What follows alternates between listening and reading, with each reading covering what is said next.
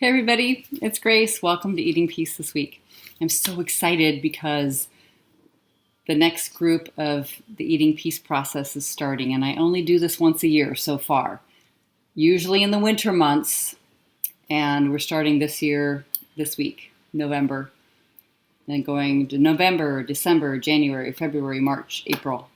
We're going ahead and doing live inquiry calls all the way through April. What do I mean by inquiry calls? That's what I wanted to talk about today. So you can do your own inquiry, whether you're in the Eating Peace Process program or not. You can do this on your own. It's a way of identifying what it is you think is true that feels really stressful, and then actually taking it through the process of the 4 questions and turning them around. All right, even if you're very familiar with the work, here's one thing you could do. When this season is upcoming, when it tends to get extremely dark, which it is today in Seattle, Washington, it has been blustery and storming. There are actually wind warnings coming through on email about 60 miles per hour that I need to, be inside and watch out for trees falling on my house. So it's kind of exciting and chaotic and wild around here. Very stormy November weather. Pouring rain, pattering down, even hitting the house sideways and the windows. And wonderful because even though that's happening on the outside, inquiry can happen on the inside. And I notice that's true. And that can be true for anybody. So a great exercise to do when it comes to trouble with food and eating is to imagine, you've maybe been there so you can bring it right to mind, a scenario where you've got a huge smorgasbord of food set before you. You walk into a party or a gathering or an office occasion, and there are cookies and treats and sweet things made in every kind of shape and size and color. Chocolate and fruit and vanilla and red and orange and blue, green and red, right? All kinds of sparkles and sprinkles and things that can be consumed that people have put personal effort in or bought at places. But in any case, there is a giant smorgasbord of food. And there can be things that are savory as well as sweet. So you imagine that scene, that everything you've ever loved to eat is actually included on that smorgasbord. And you may have been to parties where, gatherings where some things that you like, but other things you don't. But for the purpose of this exercise, you can imagine everything you have ever loved being on that table. There you are in the presence of this huge feast, right? There's people all around. And now you can sit quietly. You can actually let yourself know, because sometimes people think, oh my God, if I do the work on this, or if I inquire, if I sit with it, then I won't get to eat it. And that'll be really sad. Noticing that part of your mind that is interested, so longing to taste everything in the world and wanting every flavor and to consume it all. You can say to that part of the mind, I'll let you eat in 10 minutes. We're not going to go with that. We're not making any decisions right now. But first, let's inquire and see what the thoughts are, and let's take a look at what we believe is actually true. So you can take a Judge Your Neighbor worksheet, and usually the Judge Your Neighbor worksheet, the directions that are listed and the way the thoughts are formatted on the Judge Your Neighbor worksheet are towards a person. But you don't have to do it towards a person. You could do it towards the food. So you can do a Judge Your Neighbor worksheet and just change the wording around and change the pronouns or however way you need to have it adjusted so that it works for you in your language as you sit in the presence of all this incredible food that you know you love the taste of. In the presence of this food, I am disturbed, because we're looking at stressful thoughts, excited, overwhelmed, upset, because why? Write down why you're upset and disturbed in this situation where there is so much food available. And it's just a feast time in the human condition. Why is that upsetting for you? And it can be very, very, very simple. You don't have to know the intricate details of what's underneath or what the underlying beliefs are. You can just say, I'm upset in this situation because there's so much food available and I can't eat it all. I can't taste it all without getting too full. There is not enough room in my stomach to be able to hold all this food. I will be missing out if I didn't eat it. So that's an interesting thing to look at. What is it that I'm afraid of in this moment? Underlying beliefs. What makes me nervous? What makes me disturbed or upset about potentially not being able to eat all of it? But you see what you find disturbing most about being in the presence of such a smorgasbord, a feast. How do you want that feast to change? You can even zero in on the food that you find most enticing, most full of craving for you. How do you want it to change? What do you want it to do? I want it to go away. I want it to vanish. I want it to not be so enticing. However it comes out, just say honestly how you feel about that. As you look at that food and your relationship and the energy, what it's like between you and that item in the world called food, called something you can consume, and even think specifically about what that is and what it offers. There it is, being itself. What do I want it to do? How do I want it to change? What advice would I give to this moment, to this food? Often the advice in this particular kind of situation is to yourself, and how to control yourself from eating. What advice would you give to that craving, the energy of wanting? But what advice would you give the food itself?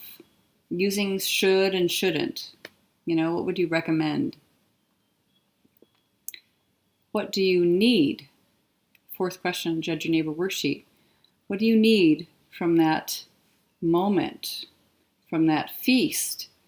If you really look at that food and what you find so attractive and interesting, what is it you need from that food? What would you have if you ate it? And I encourage you to actually look at not what you would have that is bad, because that sort of repetitive mind that's been in the cycle for a while will go to, well, what I would have is a full stomach and unhappiness. And so, but this is to look at what would you have if you actually ate that, and look at the enticing thing, the interesting thing, the beautiful thing that you believe you would have if you consumed this food, this interesting food. What would you have? What would it be like? So delicious, right? What do you need from that food? Sometimes the interesting place that I have found, what I would need if, let's say, I'm craving something sweet. I want something sweet. What is sweetness? What would I have if I had sweetness? Sort of something kind of pink-colored and fluffy and soft and gentle and accepting and open and relaxed, kind of kind. It doesn't have a lot of violence and unrest and intensity in it. Sweetness sounds like just a purity. So do I believe I would have that emotional experience when I ate that thing? Have some kind of pleasure, beautiful pleasure. It could be very, very simple, not complicated. You don't have to figure something special out, but an underlying belief. But just what do I need from that food? What do I need from this moment? How would I describe that thing? Number 5 in the Judge Your Neighbor worksheet. How would I describe the thing that I'm looking at? That smorgasbord of food.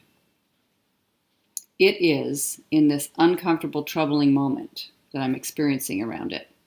What is it? Tempting, too much, overwhelming, ridiculous, a waste. See what your thoughts are about that moment when you're with this food and this feast and this smorgasbord of food in front of you on the table. And what is it that you never want to experience in this moment? Ever, ever, ever. And write that down. Now, sometimes what people come up with is they realize it's not the food so much that's disturbing. There's some disturbance about the food and trouble, but there's people in the environment that bother them. There's something about this situation. And see if you can just see what is outside of you that is disturbing. There's a huge tendency when people have this trouble with food and overeating to direct the critical and judgmental and burning thoughts towards the self. If I just fixed myself and my craving, then everything would be fine.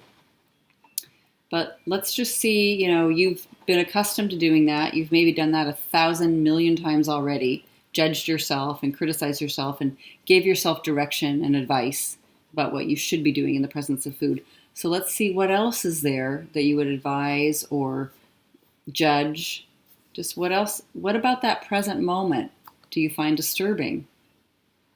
There's a table and tons of food and there's people around and it's this particular date.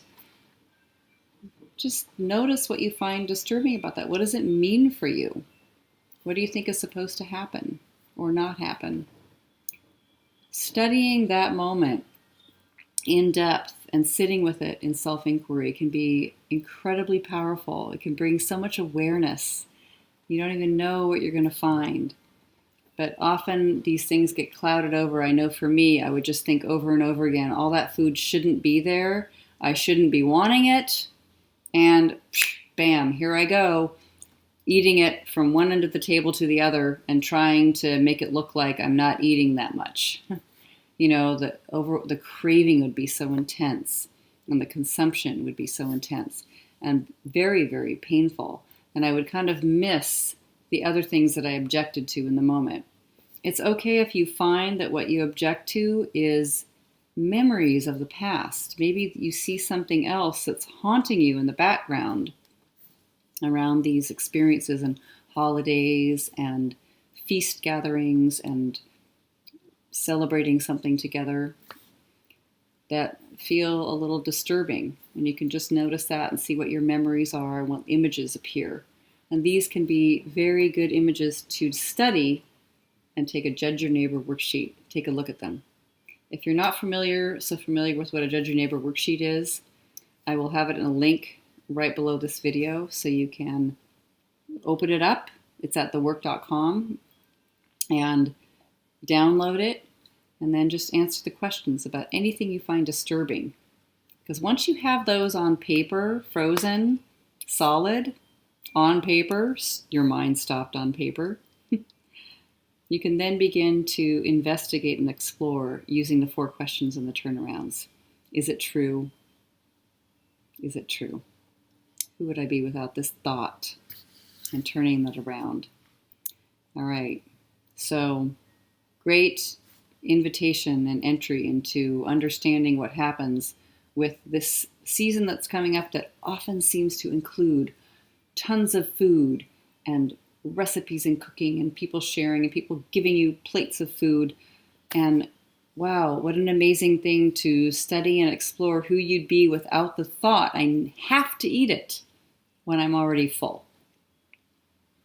What an amazing question to bring and to realize, just to study your thoughts about food in these feast times during the winter months, which sometimes are very dark for some people, sometimes depending on where you live are very light, but it's still a certain date and gatherings. If you have trouble with those, if you wonder about those and you're wondering what's going on, what an amazing investigation. We'll be doing that in the Eating Peace process for 5 months intentionally over the winter months because there seems to be so much anticipation about all that's happening during this holiday season. And then the new year always invites so much resolution, promise, intention. Here's what I'm going to do from now on. I want to change this in my life. And maybe we can experience this time as something different, more open-minded, more interested in exploring what's been repeating itself for years and years, and maybe do it in a different way and be together in this process over the months ahead and turning into 2018 with a different frame of mind when it comes to food and eating and weight and the body? Who would we be without our stories? Pretty incredible question. Pretty incredible when you can answer it. All right. Take care, everybody. Let me know how it goes. Bye-bye.